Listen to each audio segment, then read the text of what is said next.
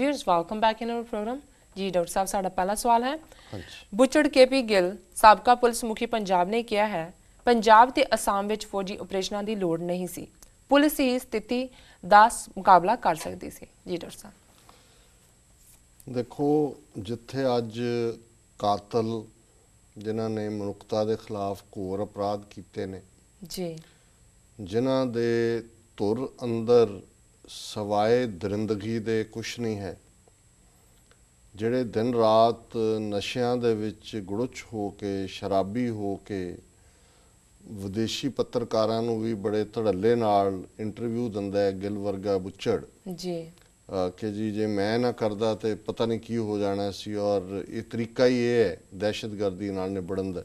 जी ਉਹ ਅੱਜ ਲਿਖਾਰੀ ਵੀ ਬਣ ਗਿਆ, ਉਹਦਾ ਇੱਕ ਵੈਬਸਾਈਟ ਏਜੰਸੀਆਂ ਮੇਨਟੇਨ ਕਰਦੀਆਂ ਕਿ ਜੀ ਇਹ ਕਨਫਲਿਕਟ ਰੈਜ਼ੋਲੂਸ਼ਨ ਦੇ ਨਾਂ ਥੱਲੇ ਉਹਨੂੰ ਪ੍ਰੋਮੀਨੈਂਸ ਦਿੱਤੀ ਜਾਂਦੀ ਹੈ। जी ਖੇਡਾਂ ਦੇ ਹਵਾਲੇ ਨਾਲ ਉਹਨੂੰ ਐਸਾ ਹਾਕੀ ਫੈਡਰੇਸ਼ਨ ਦੇ ਸਿਰ ਤੇ ਬਿਠਾਇਆ ਹੋਇਆ ਸੀ, ਉਹ ਤਾਂ ਮਨੋਹਰ ਸਿੰਘ ਗਿੱਲ ਨੇ ਉਹਨੂੰ ਚਲਦਾ ਕੀਤਾ।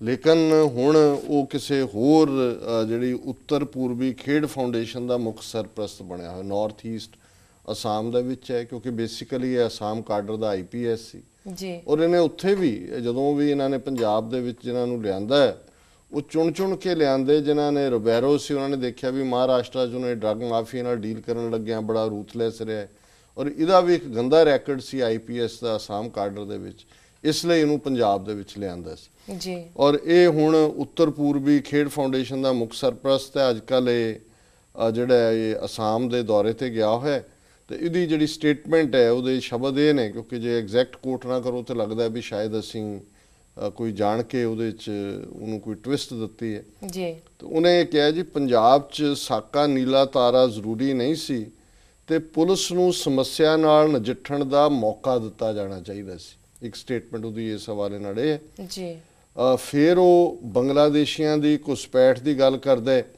ਉਹ ਇਹ ਕਹਿੰਦਾ ਹੈ ਕਿ ਜੀ ਬੰਗਲਾਦੇਸ਼ੀਆਂ ਵੱਲੋਂ ਘੁਸਪੈਠ ਦੀ ਸਮੱਸਿਆ ਉੱਤਰ ਪੂਰਬ ਵਿੱਚ ਚਿੰਤਾ ਦਾ ਮੁੱਖ ਕਾਰਨ ਹੈ ਤੇ ਵੱਖ-ਵੱਖ ਅੰਦੋਲਨਾਂ ਲਈ ਵੀ ਜ਼ਿੰਮੇਵਾਰ ਹੈ। ਉਹਨਾਂ ਕਿਹਾ ਕਿ ਬੰਗਲਾਦੇਸ਼ੀਆਂ ਦੀ ਘੁਸਪੈਠ ਨੂੰ ਰੋਕਣ ਲਈ ਤੁਰਤ ਕਦਮ ਚੁੱਕੇ ਜਾਣੇ ਚਾਹੀਦੇ ਨੇ, ਕਿਉਂਕਿ ਦਹਿਸ਼ਤਗਰਦ ਇਸ ਦਾ ਫਾਇਦਾ ਲੈਣ ਦਾ ਯਤਨ ਕਰ ਰਹੇ ਨੇ। ਤੇ ਆਪ ਜਦੋਂ ਇਹ 1961 ਤੋਂ 1964 ਤੱਕ ਰਿਹਾ ਅਸਾਮ ਦੇ ਵਿੱਚ, ਉਹਦੇ ਬਾਰੇ ਉਹ ਕਹਿੰਦਾ ਮੈਨੂੰ ਨੰਗੌਂਗ ਦਾ, ਮੈਂ ਜਦੋਂ ਨੰਗੌਂਗ ਦਾ SP ਸੀ ਤਾਂ ਮੈਨੂੰ 1 ਲੱਖ ਸ਼ੱਕੀ ਬੰਗਲਾਦੇਸ਼ੀਆਂ ਦਾ ਪਤਾ ਲੱਗਾ ਜਿਨ੍ਹਾਂ ਨੂੰ ਵਾਪਸ ਭੇਜਣ ਦੀ ਸਿਫਾਰਿਸ਼ ਕੀਤੀ ਗਈ। ਹੁਣ ਇਹ ਉਹਦੇ 'ਚ ਇਹ ਬੋਸਟ ਕਰ ਰਿਹਾ ਹੈ ਕਿ ਮੈਂ 3 ਸਾਲ ਦੇ ਵਿੱਚ 1 ਲੱਖ ਆਇਡੈਂਟੀਫਾਈ ਕਰ ਲਏ ਸੀ ਬੰਗਲਾਦੇਸ਼ੀ ਜਿਹੜੇ ਅਸਾਮ ਦੇ ਵਿੱਚ ਆਏ ਸੀ ਔਰ ਉਹਨਾਂ ਨੂੰ ਅਸੀਂ ਵਾਪਸ ਭੇਜਣ ਦਾ ਕੰਮ ਕੀਤਾ ਸੀ। जी ਹੁਣ ਕਹਿਣਾ ਉਹ ਇਹ ਚਾਹੁੰਦਾ ਹੈ ਕਿ ਵੀ ਜੇ ਤੁਸੀਂ ਪੁਲਿਸ ਨੂੰ ਜਿਵੇਂ ਬਾਅਦ ਦੇ ਵਿੱਚ, ਔਰ ਇਹਨੇ ਆਪਣੀ ਕਿਤਾਬ ਜਿਹੜੀ ਏਜੰਸੀਆਂ ਰਾਹੀਂ ਲਿਖਵਾਈ ਹੈ ਲਿਖੀ ਹੈ, ਉਹਦੇ 'ਚ ਉਹਨੇ ਕਿਹਾ ਕਿ ਜੀ ਮੈਨੂੰ ਨਰਸਿਮਹਾ ਰਾਓ ਨੇ ਖੁੱਲ੍ਹੀ ਛੁੱਟੀ ਦੇ ਦਿੱਤੀ ਸੀ। ਉਹਦੇ ਕੋਲ ਪ੍ਰਾਈਮ ਮਿਨਿਸਟਰ ਨਰਸਿਮਹਾ ਰਾਓ ਸੀ, ਉਹਨੇ ਕਿਹਾ ਕਿ ਜੀ ਜੋ ਮਰਜ਼ੀ ਕਰ, ਕੰਟਰੋਲ ਹੋਣਾ ਚਾਹੀਦਾ। ਔਰ ਉਹ ਇਹ ਕਹਿਣਾ ਚਾਹੁੰਦਾ ਹੈ ਵੀ ਜਿਹੜੀ ਖੁੱਲ੍ਹੀ ਛੁੱਟੀ ਮੈਨੂੰ ਦਿੱਤੀ ਔਰ ਮੈਂ ਜਵਾਨੀ ਦਾ ਕਾਣ ਕੀਤਾ ਪੰਜਾਬ 'ਚ ਔਰ ਉਹਦੇ ਨਾਂ ਥੱਲੇ ਮੈਂ ਸ਼ਾਂਤੀ ਬਹਾਲ ਕੀਤੀ, ਜੇ ਇੱਦਾਂ ਦੀ ਪੁਲਿਸ ਨੂੰ ਖੁੱਲ੍ਹੀ ਛੁੱਟੀ ਹੋਏ ਜਿਹਨੂੰ ਮਰਜ਼ੀ ਚੁੱਕ ਲਓ, ਜਿੱਥੇ ਮਰਜ਼ੀ ਮਾਰ ਦਿਓ, ਜਿਹਦੀ ਮਰਜ਼ੀ ਬੱਚੀ ਧੀ ਭੈਣ ਚੁੱਕ ਕੇ ਲੈ ਜਾਓ, ਉਹਨਾਂ ਦਾ ਸਾਰਾ ਟੱਬਰ ਜਿਹੜਾ ਉਹ ਬੰਨ੍ਹ ਕੇ ਲਿਆਓ, UP ਬਿਹਾਰ ਤੱਕ ਜਾ ਕੇ 80 ਜੀ ਜਿਹੜੇ ਨੇ ਬਾਬਾ ਮਾਨੋ ਚਾਲ ਜਾਂ ਦੂਜੇ ਟੱਬਰਾਂ ਦੇ ਥਾਂ ਇਕੱਠੇ ਕਰਕੇ ਇਹਨਾਂ ਨੇ ਉਹਨਾਂ ਨੂੰ ਟੌਰਚਰ ਕਰਦੇ ਰਹੇ ਨੇ। ਉਹਨੇ ਕਿਹਾ ਜੀ ਪੁਲਿਸ ਨੇ ਤਾਂ ਨਿਬੜ ਲੈਣਾ ਸੀ ਇਹਦੇ ਨਾਲ जी। ਸੋ ਇਹ ਗੱਲ ਔਰ ਇਹ ਗੱਲ ਅਕਸਰ ਦੁਹਰਾਈ ਜਾਂਦੀ ਹੈ ਕਿ ਜਦੋਂ ਕਿਸੇ ਗੁਨਾਹਗਾਰ ਨੂੰ ਗੁਨਾਹ ਦੀ ਸਜ਼ਾ ਨਹੀਂ ਮਿਲਦੀ ਤੇ ਉਹ ਗੁਨਾਹ ਦੁਬਾਰਾ ਹੁੰਦੇ। ਹੁਣ ਜੇ ਨਵੰਬਰ 84 ਦਾ ਕਤਲੇਆਮ ਜਿਹੜਾ ਕਾਂਗਰਸ ਨੇ ਖੁਦ ਕਰਵਾਇਆ जी, ਜੇ ਉਸ ਤੋਂ ਬਾਅਦ, ਇਹ ਤਾਂ ਨਹੀਂ ਹੈ ਵੀ ਇਕੱਲੀ ਕਾਂਗਰਸ ਦੀ ਸਰਕਾਰ ਹੀ ਰਹੀ ਹੈ, ਉਸ ਤੋਂ ਬਾਅਦ ਵਾਜਪਾਈ ਵੀ ਆਇਆ जी। ਤੇ ਵਾਜਪਾਈ ਨੇ ਉਹਨਾਂ ਦੋਸ਼ੀਆਂ ਨੂੰ ਸਜ਼ਾ ਦਾ ਕੀ ਦੇਣੀ ਸੀ। ਵਾਜਪਾਈ ਨੇ ਨਰਿੰਦਰ ਮੋਦੀ ਦੀ ਪਿੱਠ ਠੋਕੀ ਜਿਹਨੇ 2002 'ਚ ਹਜ਼ਾਰਾਂ ਮੁਸਲਮਾਨਾਂ ਦੀ ਨਸਲਕੁਸ਼ੀ ਕੀਤੀ ਗੁਜਰਾਤ ਦੇ ਵਿੱਚ जी। ਸੋ ਹੁਣ ਇਹ KP ਗਿੱਲ ਕਾਤਲ ਜਿਹਨੇ 92 ਤੋਂ 94 ਤੱਕ 50,000 ਤੋਂ ਜ਼ਿਆਦਾ ਨੌਜਵਾਨ ਮਾਰੇ ਨੇ, ਹੁਣ ਇਸ ਗੱਲ ਨੂੰ 19 ਸਾਲ ਬੀਤ ਗਏ जी।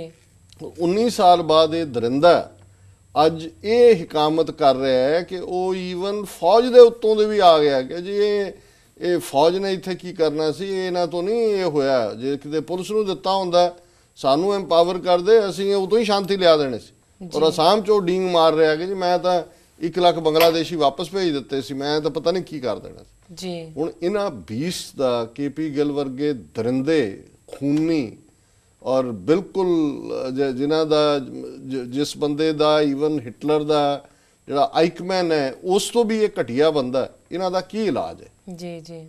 ਜੇ ਇਵੇਂ ਦੇਸ਼ ਦਾ ਕਾਨੂੰਨ ਉਸ ਦੀ ਗ੍ਰਿਫਤ 'ਚ ਉਹ ਨਹੀਂ ਹੈ, ਕਿਉਂਕਿ ਕਾਨੂੰਨ ਨੂੰ ਤਾਂ ਜਿਹੜਾ ਇਹੋ ਜਿਹੇ ਕਾਤਲ ਚਾਹੀਦੇ ਨੇ।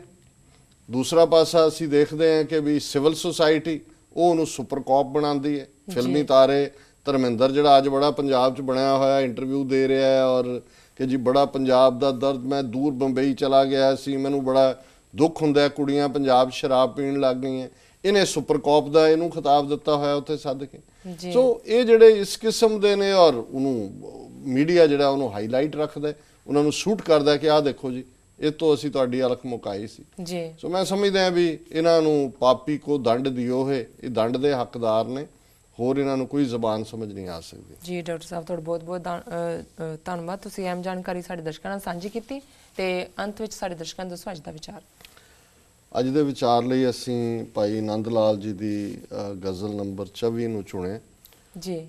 ਉਸ ਦਾ ਫਾਰਸੀ ਜਿਹੜੀ ਲਿਖਤ ਹੈ ਉਹ ਇਹ ਹੈ, ਤਾ ਲਾਹਲ ਜਾਂ ਫਜ਼ਾਏ ਤੋਂ ਗੋਇਆ ਨਾਮੇ ਸ਼ਬਦ, ਦਰਮਾਨੇ ਦਰਦੇ ਮਾਸਤ ਕੇ ਪੈਦਾ ਨਵੇਂ ਸ਼ਬਦ, ਲਬ ਤਿਸ਼ਨਾ ਰਾ ਜੀ ਆਬੇ ਲਬਤ ਹਸਤ ਹੈ ਆਰਜ਼ੂ, ਤਸਕੀਨੇ ਮਾਂ ਜੇ ਖਿਜਰੋ ਮਸੀਹਾ ਨਵੇਂ ਸ਼ਬਦ, दारेम दर्द दिल के मरा उरा इलाज नेस्त, तांजा नमे देहम मदावा नमे शवद, गुफ्तम के जा देहम इवजे यक निगाहे तो, गुफ्ता मयाने माओ तो सौदा नामे सवद, अंदर हवाए जुल्फे गिरह गीर मैं वसा, मन में रवम गिरह जे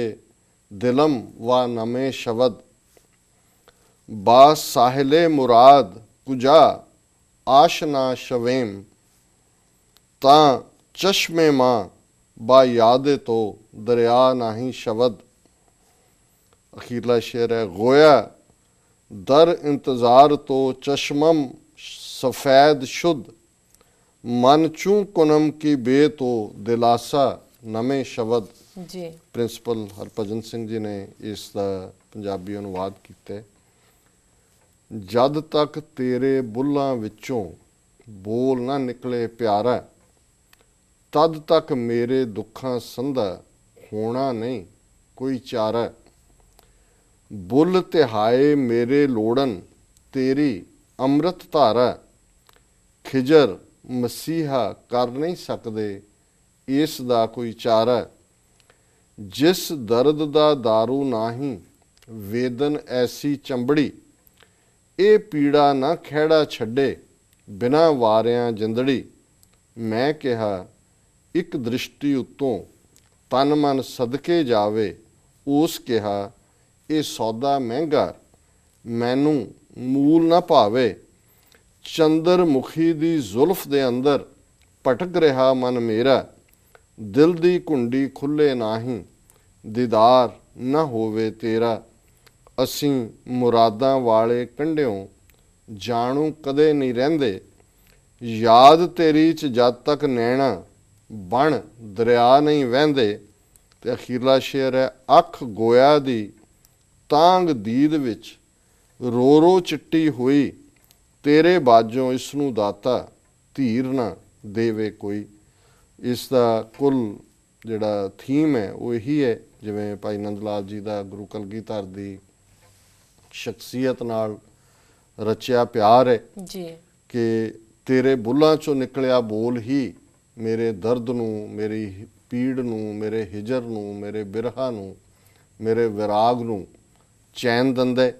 ते जदों तक तेरे बुल्लां चों बोल नहीं निकलदा, मैं उस ਤਿਹਾ ਦੇ ਵਿੱਚ ਹੈ, ਪਿਆਸ ਦੇ ਵਿੱਚ ਹੈ, ਤ੍ਰਿਸ਼ਨਾ ਦੇ ਵਿੱਚ ਹੈ ਕਿ ਕੋਈ ਵੀ ਖਿਜਰ ਤੇ ਕੋਈ ਵੀ ਮਸੀਹਾ ਇਸ ਦਾ ਚਾਰਾ ਨਹੀਂ ਕਰ ਸਕਦਾ। ਖਿਜਰ ਪਾਣੀ ਦੇ ਦੇਵਤੇ ਨੂੰ ਕਹਿੰਦੇ ਨੇ ਜੀ। ਔਰ ਐਸੀ ਮਨੌਤ ਹੈ ਇਸਲਾਮ ਦੇ ਵਿੱਚ ਕਿ ਬਹੁਤ ਥੱਲੇ ਜਾ ਕੇ ਜਿੱਥੇ ਪਾਣੀ ਦੀ ਬਹੁਤ ਥੱਲੜੀ ਹੱਦ ਹੈ, ਇੱਕ ਆਬੇ ਹਯਾਤ ਹੈ, ਅੰਮ੍ਰਿਤ ਦਾ ਚਸ਼ਮਾ ਹੈ, ਇਸ ਲਈ ਬਹੁਤ ਵਾਰੀ ਖਵਾਜਾ ਖਿਜਰ ਵੀ ਕਰਕੇ ਜਾਣਿਆ ਜਾਂਦਾ ਹੈ। ਜੀ। ਇਸੇ ਤਰ੍ਹਾਂ ਈਸਾਈਆਂ ਦੇ ਵਿੱਚ ਮਸੀਹਾ ਇਹ ਮਨੌਤ ਹੈ ਕਿ ਜਿਸ ਨੂੰ ਜੀਸਸ ਟੱਚ ਕਰਦਾ ਸੀ ਉਹਦੀ ਬਿਮਾਰੀ ਦੂਰ ਹੋ ਜਾਂਦੀ ਸੀ। ਸੋ ਭਾਈ ਨੰਦ ਲਾਲ ਕਹਿੰਦੇ ਨੇ ਕਿ ਖਿਜਰ ਜਾਂ ਮਸੀਹਾ ਇਹ ਸਾਡਾ ਇਲਾਜ ਨਹੀਂ ਕਰ ਸਕਦਾ, ਸਾਨੂੰ ਤਾਂ ਤੇਰੇ ਬੁੱਲਾਂ ਦੀ ਅੰਮ੍ਰਿਤ ਧਾਰਾ, ਤੇਰੀ ਜ਼ਬਾਨ ਗੁਰੂ ਕਲਗੀਧਰ ਉਹਨਾਂ ਚੋਂ ਕੋਈ ਸ਼ਬਦ ਨਿਕਲਿਆ ਹੀ ਜੀ। ਮੈਨੂੰ ਮੇਰੇ ਦਰਦ ਨੂੰ ਦੂਰ ਕਰ ਸਕਦੇ। ਔਰ ਉਹਨਾਂ ਨੇ ਇੱਥੋਂ ਤੱਕ ਇਹ ਕਿਹਾ ਕਿ ਵੀ ਮੇਰੀ ਜਾਨ ਤੁਹਾਡੇ ਹਵਾਲੇ ਹੈ। ਪਰ ਜਦੋਂ ਗੁਰੂ ਕਲਗੀਧਰ ਕਹਿੰਦੇ ਨੇ ਨਹੀਂ ਇੱਕ ਜਿੰਦ ਨਾਲ ਇਹ ਗੱਲ ਨਹੀਂ ਬਣਨੀ, ਤੇ ਫਿਰ ਇਹ ਉਹ ਪਿਆਰੇ ਦੇ ਕਲੋਲ ਨੇ ਕਿ ਆਪਣਾ ਆਪਾ ਗੁਰੂ ਦੇ ਸਮਰਪਣ ਕਰ ਦੇਣ। ਤੇ ਫਿਰ ਅਖੀਰ ਚ ਗੋਇਆ ਕਹਿੰਦੇ ਨੇ ਕਿ ਹੁਣ ਜੇ ਤੁਸੀਂ ਮਿਲੋਗੇ ਨਹੀਂ ਤੇ ਮੇਰੀ ਅੱਖ ਤੁਹਾਡੇ ਵੈਰਾਗ ਚ ਰੋ ਰੋ ਕੇ, ਜਿਹੜਾ ਮੇਰੀ ਅੱਖ ਦਾ ਕਾਲਾ ਹਿੱਸਾ ਹੈ ਉਹ ਰੋ ਰੋ ਕੇ ਚਿੱਟਾ ਹੋ ਗਿਆ। ਅੱਖ ਗੋਇਆ ਦੀ ਤਾਂਗ ਦੀਦ ਵਿੱਚ ਰੋ ਰੋ ਚਿੱਟੀ ਹੋਈ, ਤੇਰੇ ਬਾਝੋਂ ਇਸ ਨੂੰ ਦਾਤਾ ਧੀਰ ਨਾ ਦੇਵੇ ਕੋਈ।